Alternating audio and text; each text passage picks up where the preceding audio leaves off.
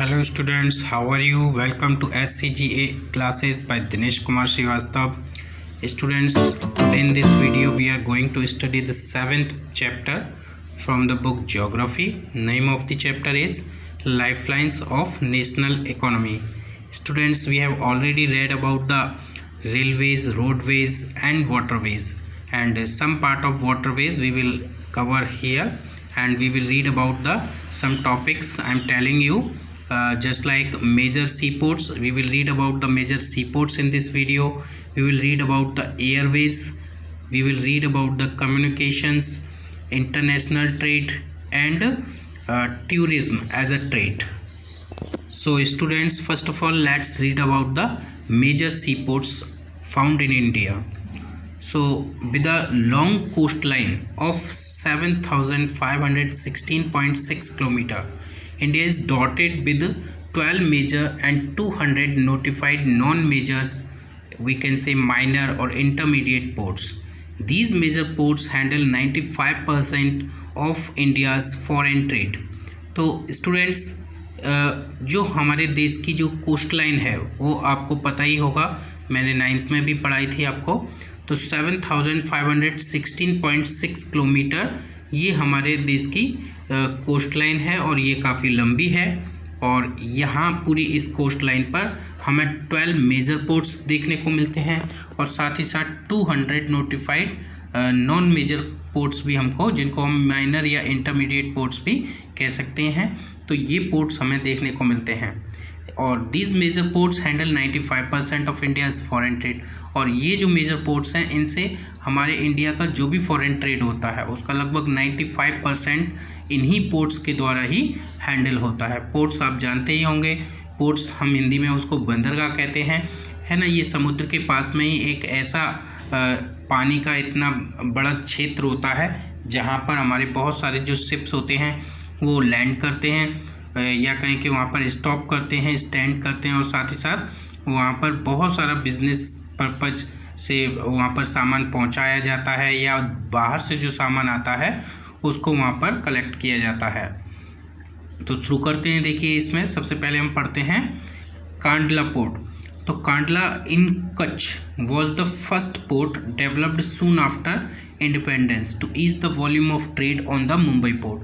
तो कांडला ऐसा जो कि कच्छ में है गुजरात के, ये एक ऐसा पहला पोर्ट था जिसको इंडिपेंडेंस के ठीक बाद, यानी भारतीय आज़ादी के ठीक बाद इसको डेवलप किया गया था। और किस लिए डेवलप किया गया था? क्योंकि मुंबई पोर्ट पर उस समय ट्रेड का जो वॉल्यूम है वो बहुत ज़्यादा था, तो उसको थोड़ा सा हल्का करने के लिए, यानी पहले मुंबई से ही सबसे ज़्यादा मुंबई पोर्ट से ही सारा काम हुआ करता था, विदेशी जो व्यापार का था, फॉरेन ट्रेड का, तो उस पर बहुत ज़्यादा प्रेशर था। तो उस प्रेशर को थोड़ा सा कम करने के लिए ये कांडला नाम का एक पोर्ट डेवलप किया गया in the wake of loss of Karachi port to Pakistan after the partition. और विशेष रूप से किस लिए किया गया?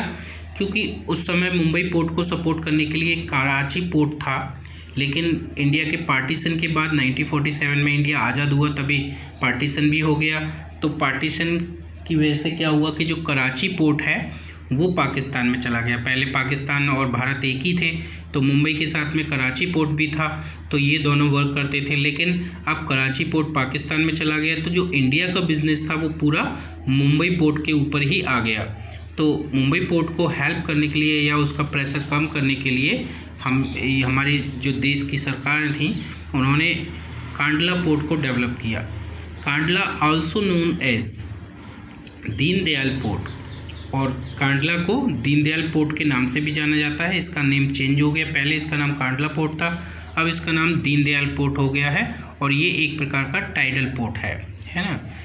It caters to the tidal port का मतलब होता है जो पानी, जो टाइड आते हैं, जो समुद्र में टाइड आते हैं, और उस टाइड की वजह से वहाँ का पानी का जो वाटर का जो लेवल है वो चेंज होता रहता है।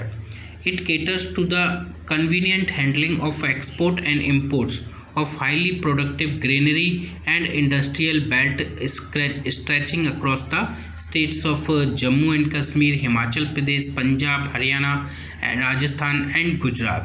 तो ये जो पोर्ट है हमारा, जो कांडला पोर्ट है, ये क्या करता है, जो कन्वीनियंटली ये जो हैंडलिंग है एक्सपोर्ट और इंपोर्ट की, यानी जो हाईली प्रोडक्टिव ग्रीनरी है हमारे देश की, या जो इंडस्ट्रियल बेल्ट है ना, जो जम्मू कश्मीर, हिमाचल प्रदेश, पंजाब, हरियाणा, राजस्थान और गुजरात, यहाँ की जो इंडस्ट्रियल बेल्ट है, कहने का मतलब यहाँ पे जो इंडस्ट्रियल प्रोडक्ट होते हैं उनको जो भी हमको एक्सपोर्ट या इंपोर्ट करना होता है, या फिर जो हमारी ग्रेनरी का मतलब हमारे जो ग्रेन्स वगैरह से संबंधित जो प्रोडक्शन होता है, तो उनमें जितना भी हमको एक्सपोर्ट या इंपोर्ट करना होता है तो उसका पूरा का पूरा जो कन्वीनियंटली हैंडल करने की जो रिस्पॉन्सिबिलिटी है वो इसी पोर्ट की है, यहीं से ये सारा एक्सपोर्ट या इंपोर्ट होता है। नेक्स्ट पोर्ट है हमारा Mumbai. Mumbai is the biggest port with a spacious natural and well sheltered harbour. Mumbai सबसे बड़ा पोर्ट है हमारे देश का, और साथ ही साथ यहाँ पर विशेष रूप से नेचुरल और वेल शेल्टर्ड हार्बर है, बंदरगाह है। The Jawaharlal Nehru port was planned with a view to decongest the Mumbai port and serve as a hub for this region, है ना। जवाहरलाल नेहरू पोर्ट भी वहाँ पर एक डेवलप किया गया था, या इसकी योजना बनाई गई थी, है ना। वो किस दृष्टि से कि जो मुंबई पोर्ट है ना, उसके लिए वो एक डिकॉन्क्वेस्ट का काम करेगा, मतलब उसके थोड़े प्रेशर को कम करेगा, और साथ ही साथ serve as a hub port for this region, यानी इस रीजन के लिए एक हब पोर्ट का काम करेगा। नेक्स्ट है मार्मगांव पोर्ट, ये गोवा में है। इज़ द प्रीमियर आयरन और exporting port of the country, है ना। ये हमारा जो मार्मगांव पोर्ट है वो आयरन ओर को एक्सपोर्ट करने वाला हमारे देश का एक प्रीमियर पोर्ट है। This port accounts for about 50% of India's iron ore export, और हमारे देश से जो भी आयरन ओर का एक्सपोर्ट होता है उसका लगभग 50% इसी पोर्ट के थ्रू ही होता है। नेक्स्ट देखिए New Mangalore port. It is located in Karnataka, caters to the export of iron ore concentrate from Kudremukh mines, है ना। ये जो न्यू मैंगलोर पोर्ट है ये कर्नाटका में है, और ये जो हमारे देश की जो कुंदेरमुख माइंस से निकलने वाला जो आयरन ओर है ना, उनको उनके एक्सपोर्ट की पर कॉन्सेंट्रेट करता है, यानी उस एरिया से निकलने वाला जो भी आयरन ओर है और उससे जितना भी एक्सपोर्ट होता है वो हमारा न्यू मैंगलोर पोर्ट के ही थ्रू होता है। नेक्स्ट है देखिए Kochi. Kochi is the extreme south western port. ये कोची क्या है, ये सबसे ज़्यादा साउथ वेस्टर्न, यानी कह सकते हैं कि दक्षिण पश्चिमी दिशा में, यानी कि ये कहाँ पर है, ये केरला में है। Located at the entrance of lagoon within natural harbour, और ये एक लैगून के एंट्रेंस पर ही लोकेटेड है और एक नेचुरल हार्बर है। Moving along the east coast you would see the extreme south eastern port of Tuticorin. अगर हम जो ईस्ट कोस्ट है उस पर अगर मूव करते जाएंगे तो हम देखेंगे कि वहाँ पर एक्सट्रीम साउथ ईस्टर्न डायरेक्शन में एक पोर्ट है जिसका नाम है तूतीकोरन।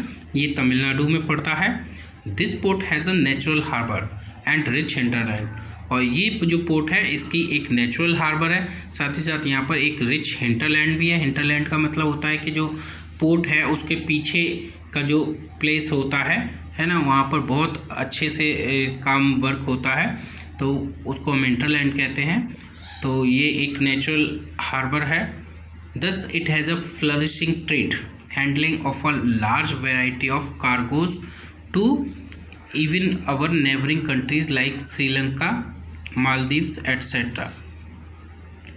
तो ये जो हमारा पोर्ट है जिसका नाम है तूतीकोरन, ये एक फ्लरिशिंग ट्रेड हैंडलिंग पोर्ट है, यानी यहाँ से लगातार जो ट्रेड है वो होता रहता है और फ्लरिश होता रहता है for large variety of cargoes, और बड़ी जो कार्गोज से लेकर के कार्गोज जो शिप वगैरह होते हैं उनको कहते हैं, है ना, कार्गोज से लेकर इवन हमारी जो नेबरिंग कंट्रीज़ हैं जैसे श्रीलंका, मालदीव वगैरह, उन सबको ये हैंडल करता है।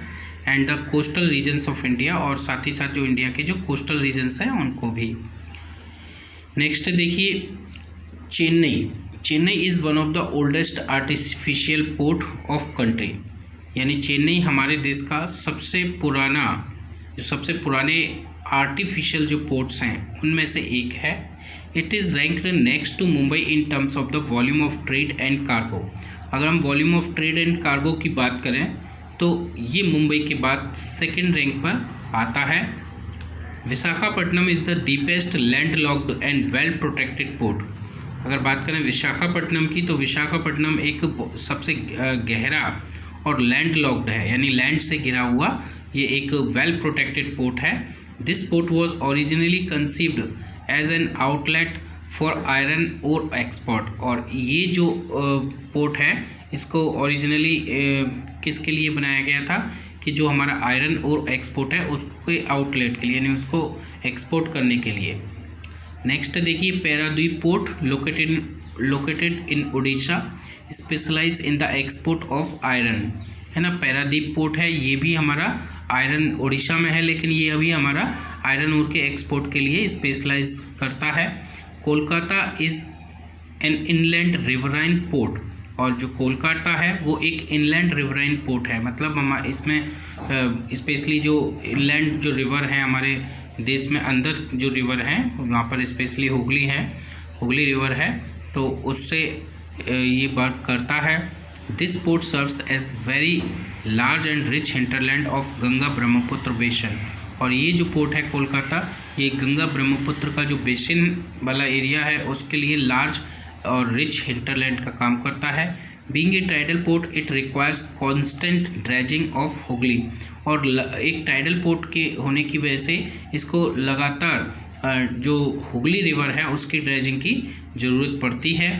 Haldia port was developed as a subsidiary port, और वहीं पर हल्दिया पोर्ट को डेवलप किया गया है जो कि एक सब्सिडियरी पोर्ट है कोलकाता का, in order to relieve growing pressure on the Kolkata port. और वो स्पेशली किस लिए किया गया है, जो कोलकाता है उस पर जो प्रेशर है उसको रिलीव करने के लिए। तो यहाँ हमने पढ़ लिया ये पोर्ट्स के बारे में। स्टूडेंट्स अब पढ़ते हैं हम एयरवेज़ के बारे में। हमने हमारा रोडवेज़ कंप्लीट हो गया, रेलवेज़ कंप्लीट हो गया और वाटरवेज़ कंप्लीट हो गया। अब हम पढ़ते हैं हमारा एयरवेज़ के बारे में। तो the air travel today is the fastest most comfortable and prestigious mode of transport.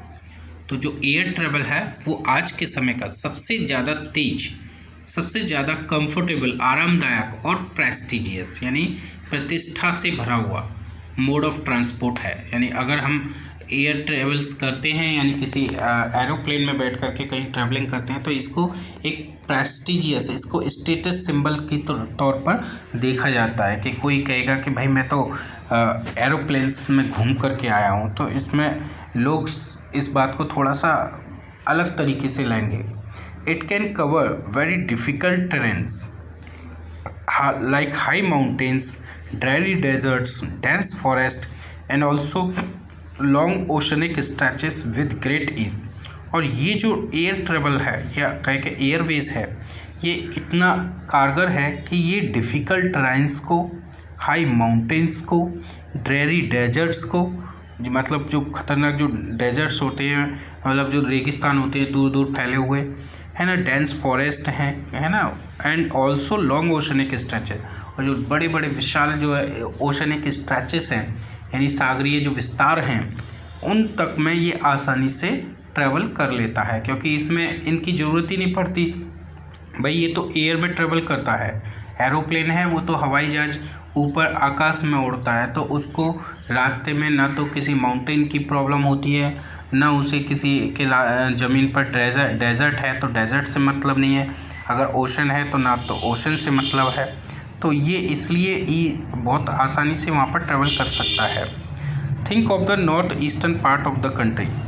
हम अपने देश के जो नॉर्थ ईस्टर्न पार्ट है उसके बारे में सोचें। Mark with the presence of big reverse, dissected relief, dense forest and frequent floods and international frontier etc. in the absence of air transport, मतलब कहने का ये है कि एयर ट्रांसपोर्ट की अब्सेंस में हम नॉर्थ ईस्टर्न पार्ट जो हमारा है हमारे देश का, हम उसके बारे में अगर सोचें तो क्या होगा। यानी हमारा जो वो पार्ट है ये नॉर्थ ईस्टर्न पार्ट, वहाँ पर हम देखते हैं कि बड़ी बड़ी रिवर्स हैं और साथ ही साथ डाइसेक्टेड रिलीफ है। वहाँ पर जो रिलीफ फीचर्स हैं वो बहुत ही डिफरेंट तरीके के हैं।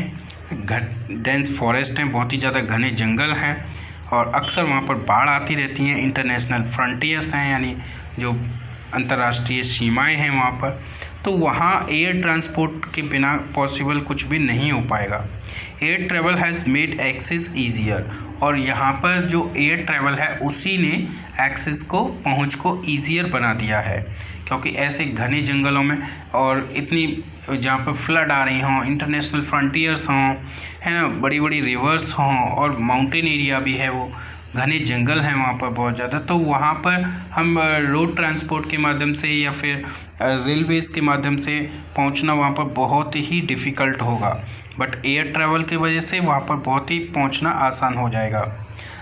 The air transport was nationalised in 1953, और हमारे देश में जो एयर ट्रांसपोर्ट था उसको 1953 में नेशनलाइज्ड किया गया, यानी उसका राष्ट्रीयकरण किया गया। Air India provides domestic and international air services, और हमारा जो एयर इंडिया है ना, वो डोमेस्टिक और इंटरनेशनल दोनों प्रकार की जो सर्विसेज हैं उनको प्रोवाइड करता है। Pawan Hans helicopters limited provide helicopter services to oil and natural gas corporation in its offshore operations. हमारे यहाँ एक पवन हंस हेलीकॉप्टर्स लिमिटेड कंपनी है जो कि हेलीकॉप्टर प्रोवाइड करती है, स्पेशली जो oil and natural gas corporations हैं इनके ऑफ शोर जो ऑपरेशंस होते हैं, यानी शोर ऑपरेशन का मतलब जो समुद्र तट पर जो ऑपरेशन होते हैं, ऑफ शोर का मतलब समुद्र तट से अलग हटकर जो ऑपरेशंस यानी इनके जो भी वर्क होते हैं, तो उनके लिए हेलीकॉप्टर सर्विस प्रोवाइड करता है Pawan Hans helicopters limited to inaccessible areas and difficult terrain like the northeastern state and the interior part of Jammu and Kashmir, Himachal Pradesh and Uttarakhand. और जो ऑफशोर ऑपरेशंस होते हैं इनके oil and natural gas corporation के, वो specially उन एरियाज़ में होते हैं जो एक्सेसिबल नहीं है, जहाँ पर पहुँचना आसान नहीं है, तो और या फिर वो डिफ़िकल्ट टेरेन्स हैं, है ना, जैसे नॉर्थ ईस्टर्न स्टेट है हमारे, या फिर interior parts of Jammu and Kashmir है, हिमाचल प्रदेश है, उत्तराखंड है। इनके बहुत से हिस्से ऐसे हैं जहाँ पर पहुँच पाना बड़ा ही मुश्किल होता है, तो वहाँ पर हेलीकॉप्टर सर्विस प्रोवाइड की जाती है। Air travel is not with in the reach of the common people. हालांकि एयर ट्रैवल हम जानते हैं कि थोड़ा कॉस्टली होता है, और इसलिए ये जो कॉमन पीपल होते हैं उनकी पहुंच में नहीं होता है। It is only in the north eastern states that special provisions are made to extend the services to the common people. केवल नॉर्थ ईस्टर्न स्टेट्स हमारी ऐसी हैं जहां पर स्पेशल प्रोविजंस बनाए गए हैं, विशेष रूप से कुछ प्रावधान बनाए गए हैं जिसकी वजह से जो कॉमन पीपल तक इसकी जो सर्विसेज हैं उनको एक्सटेंड किया गया है। यानी वहाँ पर जो कॉमन पीपल हैं, क्योंकि वहाँ के जो लोग हैं वहाँ का एरिया ही ऐसा है, वहाँ पर ट्रैवल कर पाना बड़ा मुश्किल होता है, तो इसलिए वहाँ उन लोगों के लिए इसको थोड़ा सा इजी बनाया गया है। लेकिन जनरली अगर हम बात करें तो एयर ट्रैवल काफ़ी एक्सपेंसिव होता है, तो उस पर एक कॉमन पीपल के लिए, कॉमन इंसान के लिए उसमें ट्रैवल करना बड़ा ही मुश्किल भरा होता है। नेक्स्ट पढ़ते हैं, देखिए हमारा टॉपिक है communication. Communication you know very well. Communication का मतलब होता है जब हम एक दूसरे से बात करते हैं, तो बात करना किसी भी माध्यम से, तो वो क्या कहलाता है, कम्युनिकेशन कहलाता है। Ever since human appeared on the earth they have used different means of communication. तो जब से मनुष्य का इस अर्थ पर अपीयर हुआ है, यानी वो जब से इस पृथ्वी पर आया है, उसने कुछ न कुछ अलग अलग डिफरेंट मीन्स यूज किए हैं कम्युनिकेशन के लिए। But the pace of change has been rapid in modern times. लेकिन अगर हम मॉडर्न टाइम की बात करें तो इसमें जो पेस ऑफ चेंज है, यानी परिवर्तन की जो गति है, चेंज आने की जो प्रोसेस है, वो इतनी रैपिड है, बहुत ज़्यादा रैपिड रही है, बहुत ज़्यादा तेज़ गति से परिवर्तन हुआ है मॉडर्न टाइम में। यानी पुराने टाइम पे भी लगातार कम्युनिकेशन के लिए डिफरेंट मीन्स यूज किए जाते रहे हैं, लेकिन अभी इसमें काफ़ी परिवर्तन आया है। Long distance communication is far easier without physical movement of communicator और रिसीवर। हम अब वर्तमान समय में ये स्थिति है कि अगर हमें लॉन्ग डिस्टेंस कम्युनिकेशन करना है, यानी लंबी दूरी पर किसी से हमें बात करनी है, तो ये बहुत आसान है बिना फिजिकल मूवमेंट के। यानी कम्युनिकेटर और रिसीवर, यानी जो बात करने वाले हैं, उनमें से दोनों में से किसी को भी है ना, फिजिकल मूवमेंट नहीं करना पड़ेगा, एक दूसरे के पास नहीं जाना पड़ेगा और हम अपने अपने प्लेस पर बैठे ही हम बात कर सकते हैं, है ना। अभी हम वीडियो कॉल करें, अब पहले तो कॉल करते थे सिर्फ, अब तो वीडियो कॉल भी होने लगी हैं, तो वीडियो कॉल से बहुत ही आसानी से हम किसी से भी जो है बात कर सकते हैं, उसको देख भी सकते हैं। Personal communication and mass communication include television, radio, press, films etcetera are the major means of communication in the country. तो देखिए यहाँ पर पर्सनल कम्युनिकेशन है एंड मास कम्युनिकेशन है, इनमें कुछ शामिल हैं, इनके जो मीन्स हैं, जैसे टेलीविज़न है, रेडियो है, प्रेस है, फिल्म है, ये हमारे कंट्री में जो कम्युनिकेशन के हैं वो कुछ मेजर मीन्स हैं, है ना। पर्सनल कम्युनिकेशन का मतलब होता है कि जो कम्युनिकेशन है वो केवल दो व्यक्तियों में, दो या दो से अधिक, तीन ही कह सकते हैं, जब आपस में जब बैठ करके जब कम्युनिकेशन होता है। और मास कम्युनिकेशन का मतलब होता है जब वो कम्युनिकेशन किसी एक या दो पर्टिकुलर पर्सन्स के लिए नहीं बल्कि सभी के लिए कॉमनली यूज़ होता है। तो जैसे हम बात करें, जैसे टेलीफोन की बात करें, तो टेलीफोन कैसा है, एक पर्सनल कम्युनिकेशन का मीन्स है, क्योंकि यहाँ पर हम टेलीफोन से, मोबाइल फ़ोन से एक पर्सन दूसरे पर्सन से बात करता है। लेकिन अगर हम बात करें टेलीविज़न या रेडियो की, तो ये कैसे हैं, ये मास कम्युनिकेशन के हैं, क्योंकि टेलीविज़न पर जो भी खबर आ रही है या जो भी हमें दिखाया जा रहा है वो किसी एक पर्टिकुलर पर्सन के लिए नहीं है, वो सभी लोगों के लिए है। जितने भी लोग उसको देखेंगे उनको उसकी जानकारी मिलेगी। रेडियो पर कोई भी न्यूज़ वहाँ पर प्रसारित की जा रही है तो उसको सुनने वाला हर व्यक्ति, कोई भी व्यक्ति अगर रेडियो को सुनेगा तो वो न्यूज़ उसके लिए होगी, ऐसा नहीं है किसी एक या दो पर्टिकुलर पर्सन्स के लिए होगी। तो इस तरह से पर्सनल और मास कम्युनिकेशन में डिफरेंस होता है। पर्सनल कम्युनिकेशन केवल दो व्यक्तियों में ही होता है। The Indian postal network is the largest in the world. अगर हम बात करें हमारे पोस्टल नेटवर्क की, तो हमारे देश का जो पोस्टल नेटवर्क है, यानी पोस्ट से रिलेटेड, पोस्ट ऑफिस जो होता है उससे रिलेटेड, तो वो वर्ल्ड में सबसे बड़ा पोस्टल नेटवर्क है। It handles parcels as well as personal written communications, है ना। ये पार्सल्स को तो हैंडल करता ही है, साथ ही साथ जो पर्सनल रिटन कम्युनिकेशंस होते हैं, जैसे हम किसी को लेटर भेजते हैं, पत्र भेजते हैं या किसी भी तरह की इन्फॉर्मेशन पोस्ट ऑफिस के थ्रू भेजते हैं, है ना, तो वो इन सबको हैंडल करता है हमारा postal network. Cards and envelopes are considered first class mail and are airlifted between stations covering both land and air। तो जो कार्ड्स हैं, एनवलप्स हैं, वो फर्स्ट क्लास मेल कंसीडर किए जाते हैं, यानी प्रथम श्रेणी के जो मेल हैं, डाक हैं, उनको माना जाता है और उनको एयरलिफ्ट किया जाता है बहुत सारे स्टेशंस के बीच में, है ना, लैंड और एयर दोनों को कवर करते हुए, यानी बहुत सारे एरियाज़ में एयरलिफ्ट करके उनको one place to another place पहुंचाया जाता है। The second class mails includes book, packets, registered newspaper and periodicals. जो सेकेंड क्लास मेल्स होते हैं, सेकेंड क्लास के सेकेंड या कहें कि सेकेंड श्रेणी की जो मेल होती है, डाक होती है, उसमें बुक पैकेट्स होते हैं, जैसे किसी को बुक भेजनी है, रजिस्टर्ड न्यूज़पेपर्स होते हैं और पीरियोडिकल्स होते हैं। They are carried by surface mail, और इन सबको सरफेस मेल के द्वारा लिया जाता है, यानी इनको एयरलिफ्टेड नहीं किया जाता है, इनको सरफेस मेल के द्वारा ट्रक वगैरह में रख के मेल किया जाता है। Covering land and water transport, है ना, वाटर ट्रांसपोर्ट से जब हम कवर करेंगे तो शिप या बोट के द्वारा, और जब हम लैंड ट्रांसपोर्ट से इसको कवर करेंगे तो सरफेस जैसे रोड ट्रांसपोर्ट जो हमारा है उसके द्वारा। To facilitate quick delivery of mails in large towns and cities, तो बड़े बड़े शहरों में, बड़े बड़े नगरों में जो क्विक डिलीवरी है उसको फैसिलिटेट करने के लिए, यानी उसमें इस सुविधा को ज़्यादा से ज़्यादा बढ़ाने के लिए 6 mail channels have been introduced recently, यानी हमारे देश में जो 6 मेल चैनल्स है ना, 6 डाक चैनल्स हमारे देश में इंट्रोड्यूस किए गए हैं। और ये 6 मेल चैनल्स कौन से हैं, देखिए इनके नाम आप लोग याद रखिएगा। They are called Rajdhani channel, metro channel, green channel, business channel, bulk mail channel and periodical channel. तो ये जो 6 चैनल्स हैं इनको हमारे देश में इंट्रोड्यूस किया गया है, और वो किस लिए कि जिससे कि जितने भी मेल्स आते हैं उनकी जो डिलीवरी है वो जल्दी से जल्दी हो सके। जहाँ पर भी टाउन्स में, किसी भी सिटीज़ में उनको पहुँचना है तो जो डिलीवरी है उनकी वो ज़्यादा से ज़्यादा हो सके, तो इसलिए इन चैनल्स को डेवलप किया गया है हमारे देश में।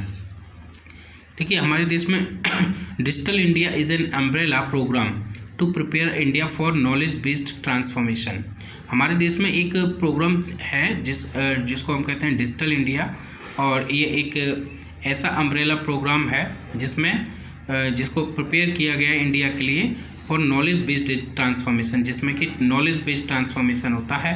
The focus of digital India programme is on being transformative to realise IT यानी इंडियन टैलेंट एंड IT यानी information technology is equal to IT यानी India tomorrow, and is on making technology central to enabling change. मतलब यहाँ पर क्या किया गया है, IT+IT is equal to IT यानी इंडिया का जो टैलेंट है और इंफॉर्मेशन टेक्नोलॉजी है, अगर ये दोनों मिल जाते हैं तो क्या हो जाता है, इंडिया टुमारो यानी फ्यूचर का इंडिया बनता है, एक बेटर इंडिया बनता है ना, जो making technology central to enabling change यानी जो टेक्नोलॉजी है उसको हम यूज़ करेंगे अपने परिवर्तन के लिए, देश को, है ना, डिजिटल इंडिया बनाने के लिए। तो देखिए आगे पढ़ते हैं। India has one of the largest telecom networks in Asia. अगर हम टेलीकॉम नेटवर्क की बात करें तो इंडिया का जो सबसे लार्जेस्ट टेलीकॉम नेटवर्क है एशिया के, उनमें से एक है हमारे देश का। Excluding urban places, more than 2/3 of the villages in India have already been covered with subscribe trunk dialing telephone facility। तो जिसको हम STD कहते हैं, फुल फॉर्म इसकी क्या है, सब्सक्राइबर ट्रंक डायलिंग, इसकी फुल फॉर्म भी आप लोग याद रखिए। तो अर्बन एरिया या अर्बन प्लेसेस को एक्सक्लूड कर दें, है ना, more than 2/3 of the village यानी हमारे इंडिया के लगभग 2/3 विलेजेस से ज़्यादा, 2/3 से ज़्यादा जो विलेजेस हैं उसमें पहले ही जो सब्सक्राइब ट्रंक डायलिंग है यानी कि STD की जो सेवा है, वो फैसिलिटी है, वो पहुंच चुकी है, कवर कर चुका है हमारा ये जो STD है, वो 2/3 से ज़्यादा जो विलेजेस हैं उनको कवर कर चुका है। In order to strengthen the flow of information from the grass root to the higher level, और ग्रास रूट से लेकर यानी बहुत ही बॉटम लेवल से लेकर हायर लेवल तक जो इन्फॉर्मेशन का जो फ्लो है उसको स्ट्रेंथन करने के लिए, उसको मजबूत करने के लिए the government has made special provision to extend 24 hours STD facility to every village in the country. हमारी जो सरकार है उसने एक स्पेशल प्रोविज़न बनाया है कि 24 आवर्स जो STD फैसिलिटी है वो हमारे देश के प्रत्येक गांव में प्रॉपर पहुंचेगी यानी कि रहेगी।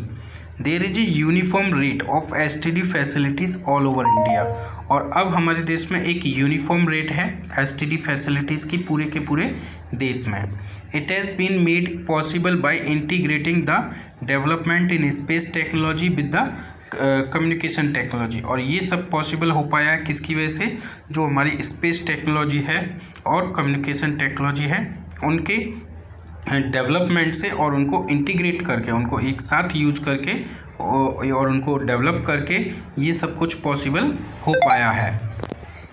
और इस समय तो आप जानते हैं कि अब हमारे पूरे देश में जो पहले जैसे STD और लोकल कॉल्स वगैरह चलती थी और जिसको हम PCO भी कहते थे, तो वहाँ पर क्या होता था कि उस समय जो रेट्स थी वो बहुत ही अलग थी। लेकिन अब हम देखते हैं कि जो STD है वो पूरे देश में हम कहीं भी कॉल कर सकते हैं और सेम वो कॉल चलती है ना। अब जो बात करना है, पहले बिल इतना आता था लेकिन अब बात करना बहुत ही आसान हो गया है ना। हम एक मंथ में मुश्किल से 200 रुपीज़ का हमें बिल पे करना पड़ता है और उसमें हम पूरे देश में कभी भी बात कर सकते हैं, कहीं भी बात कर सकते हैं।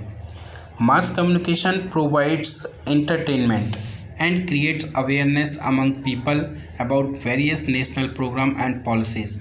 बात करते हैं मास कम्युनिकेशन की, तो जो मास कम्युनिकेशन है जिसको हम जनसंचार भी हिंदी में कह सकते हैं, वो हमें एंटरटेनमेंट प्रोवाइड करता है और साथ ही साथ वो हमारे जो लोग हैं उनके अंदर बहुत सारी हमारी जो राष्ट्रीय प्रोग्राम होते हैं, हमारे जो राष्ट्रीय नीतियाँ होती हैं, वेरियस नेशनल प्रोग्राम और नेशनल पॉलिसीज़, उनके बारे में लोगों के अंदर अवेयरनेस को ये क्रिएट करता है mass communication. It includes radio, television, newspaper, magazine, books and films. तो मैंने बताया ही था कि जो मास कम्युनिकेशन होता है उसका मतलब किससे होता है, जनसंचार से, यानी ये सभी लोगों के लिए होता है, किसी एक या दो विशेष पर्टिकुलर पर्सन्स के लिए नहीं होता। तो इसके जो मीन्स हैं उन वो कौन कौन से हैं, देखिए रेडियो है, टेलीविज़न है, न्यूज़पेपर है, मैगजीन्स हैं, बुक्स हैं एंड फिल्म्स हैं। इनमें जो भी न्यूज़ या इन्फॉर्मेशन जो दी जाती है वो किसी एक पर्सन के लिए नहीं बल्कि हर उस व्यक्ति के लिए जो उनको देखता है, पढ़ता है, उनके लिए होती है। ऑल इंडिया रेडियो, जिसको हम आकाशवाणी भी कहते हैं, broadcast a variety of programme in national, regional and local languages for various categories of people. हमारा जो ऑल इंडिया रेडियो है वो बहुत सारे प्रोग्राम्स प्रसारित करता है और बहुत सारी लैंग्वेजेस में, हमारी रीजनल लैंग्वेजेस हैं, लोकल लैंग्वेजेस हैं, तो और जो नेशनल लैंग्वेजेस हैं उन सभी में, क्योंकि हमारे देश के अंदर बहुत सारी कैटेगरी के लोग रहते हैं, तो उन सब के लिए अलग अलग लैंग्वेज में ये प्रोग्राम को ब्रॉडकास्ट करता है। दूरदर्शन, और हमारे देश में हम बात करें दूरदर्शन, जिसको हम नेशनल टेलीविज़न भी कहते हैं, नेशनल टेलीविज़न चैनल है ये। तो Doordarshan national television channel of India is one of the largest terrestrial network in the world, है ना। पूरे संसार में ये सबसे बड़ा टेरेस्ट्रियल नेटवर्क है। It broadcast a variety of programme from entertainment, educational to sports etcetera for people of different age groups.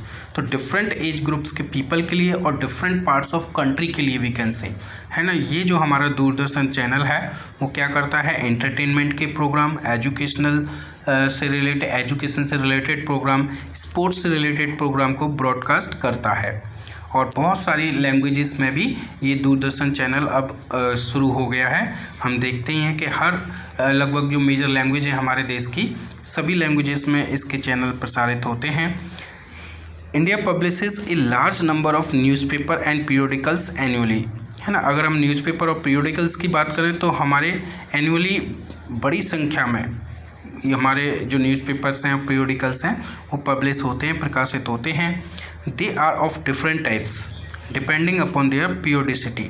और ये जो न्यूज़पेपर्स या पीरियोडिकल्स हैं वो बहुत ही अलग अलग टाइप के होते हैं और उनकी पीरियोडिसिटी पर डिपेंड करते हैं।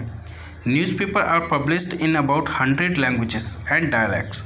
अगर हम मेरे न्यूज़पेपर्स की बात करें तो वो लगभग 100 लैंग्वेजेस में या 100 लैंग्वेजेस और डायलैक्ट्स में प्रोड्यूस होते हैं या पब्लिश होते हैं। डायलैक्ट्स का मतलब हमारी जो बोलियां होती हैं उन्हीं को कहते हैं।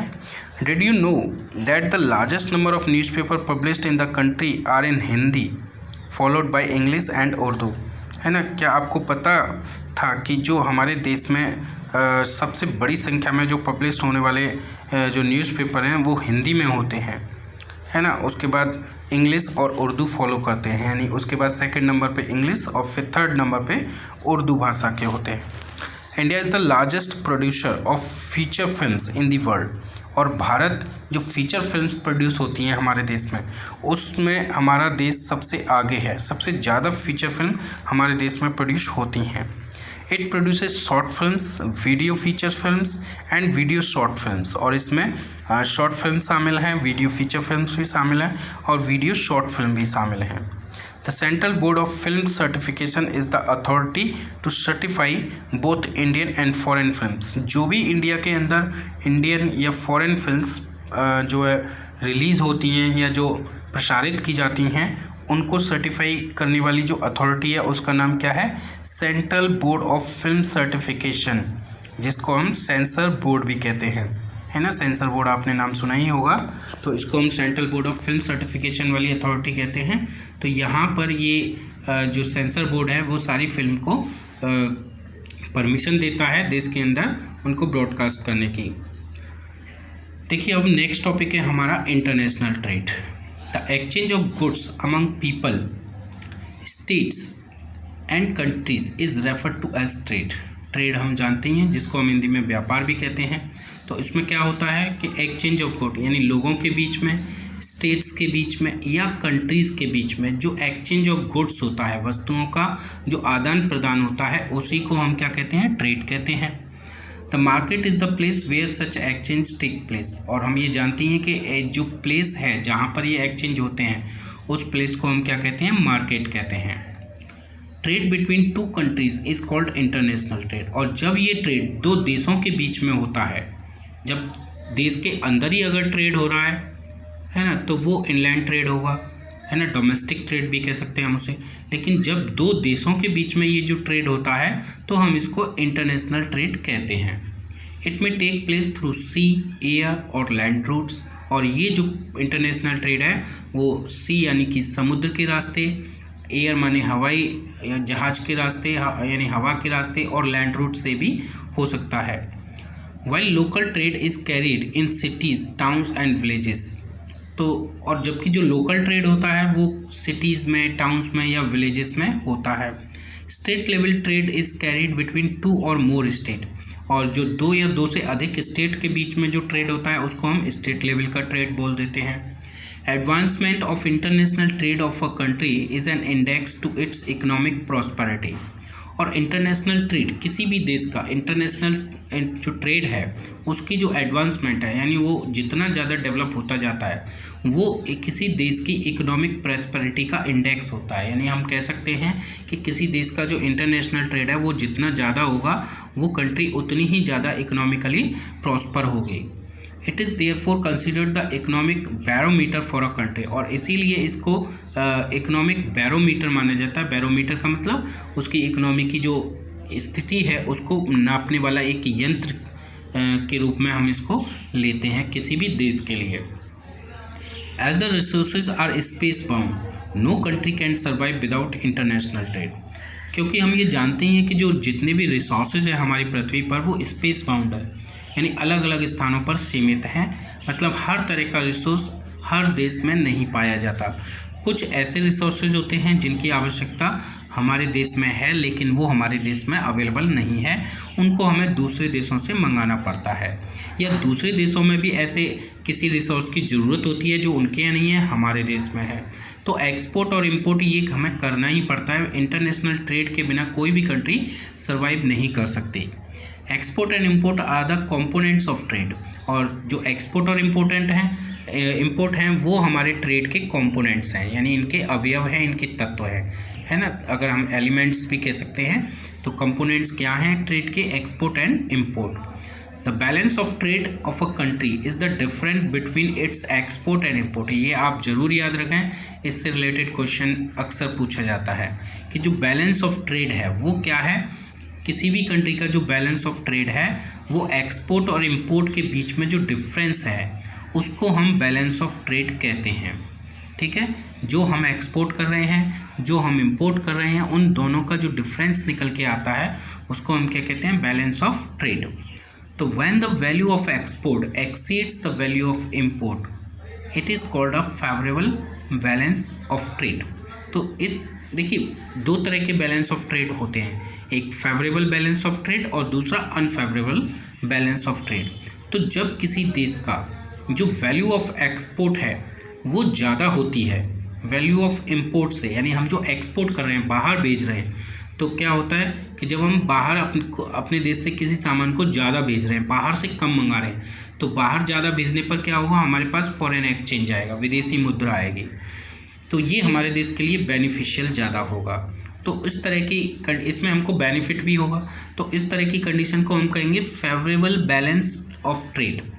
और इसके विपरीत अगर हमारे एक्सपोर्ट की वैल्यू कम है इंपोर्ट से, यानी इंपोर्ट ज़्यादा है और एक्सपोर्ट कम है, तो हमें इंपोर्ट ज़्यादा करना पड़ रहा है, यानी बाहर से चीज़ें हमें ज़्यादा मंगानी पड़ रही हैं, तो हमें उनको अपना पैसा देना पड़ेगा। और एक्सपोर्ट हमारा कम है तो हमारे पास फॉरेन करेंसी बहुत ही कम आएगी, तो यहाँ पर हमको लॉस होगा। तो उस कंडीशन को हम क्या कहेंगे, अनफेवरेबल बैलेंस ऑफ ट्रेड। तो ये आपको बहुत अच्छे से समझना है कि बैलेंस ऑफ ट्रेड क्या है। बैलेंस ऑफ ट्रेड एक्सपोर्ट और इंपोर्ट के डिफरेंस को कहते हैं।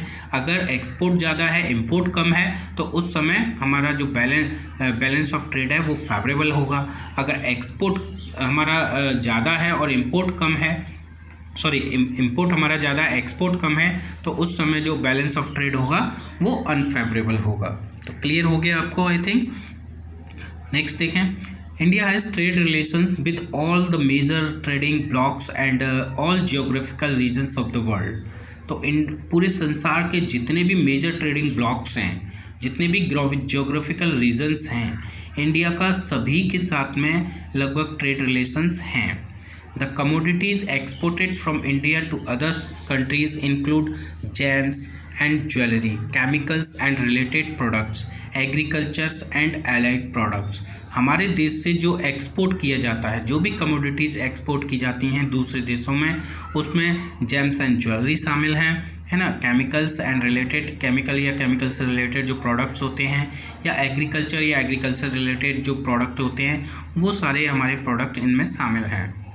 The commodities imported to India include petroleum, crude and products, gems and jewelry, chemicals and related products, base metals, electronic items, machinery, agriculture and allied products. तो हमारे देश में जो इंपोर्ट किए जाते हैं दूसरे देशों से, तो उसमें कौन कौन से प्रोडक्ट शामिल हैं, जैसे पेट्रोलियम है, क्रूड ऑयल वगैरह, और जो भी इस तरह के प्रोडक्ट हैं, जेम्स एंड ज्वेलरीज हैं, केमिकल्स या इससे रिलेटेड जो प्रोडक्ट हैं, बेस मेटल्स हैं, इलेक्ट्रॉनिक आइटम्स हैं, मशीनरी हैं, एग्रीकल्चर के रिलेटेड प्रोडक्ट हैं, या फिर एलाइड प्रोडक्ट हैं. ये सारी के सारे जो कमोडिटीज़ हैं वो भारत में इंपोर्ट की जाती हैं. India has emerged as a software giant at the international level and it is earning large foreign exchange through the export of information technology. और वर्तमान समय में जो इंडिया है वो एक सॉफ्टवेयर जाइंट के रूप में उभर करके सामने आया है इंटरनेशनल लेवल पर, अंतर्राष्ट्रीय स्तर पर, और यहाँ पर लगातार फॉरेन एक्सचेंज को अर्न किया जा रहा है. किसके माध्यम से? हमारे देश में बनने वाली जो इंफॉर्मेशन टेक्नोलॉजी है, जो सॉफ्टवेयर हैं, उनको एक्सपोर्ट करके, तो उनको एक्सपोर्ट करके लगातार फॉरेन एक्सचेंज अर्न किया जा रहा है. अब देखते हैं, पढ़ते हैं टूरिज्म एज अ ट्रेड, है ना. जो टूरिज्म है उसका भी धीरे धीरे एक ट्रेड के रूप में डेवलपमेंट होता जा रहा है, और वो ट्रेड एक अच्छे ट्रेड के रूप में एस्टेब्लिश्ड होता जा रहा है. ये टूरिज्म जो सेक्टर है, tourism in India has grown substantially over the last 3 decade.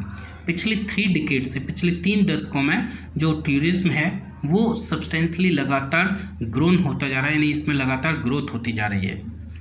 More than 15 million people are directly engaged in the tourism industry.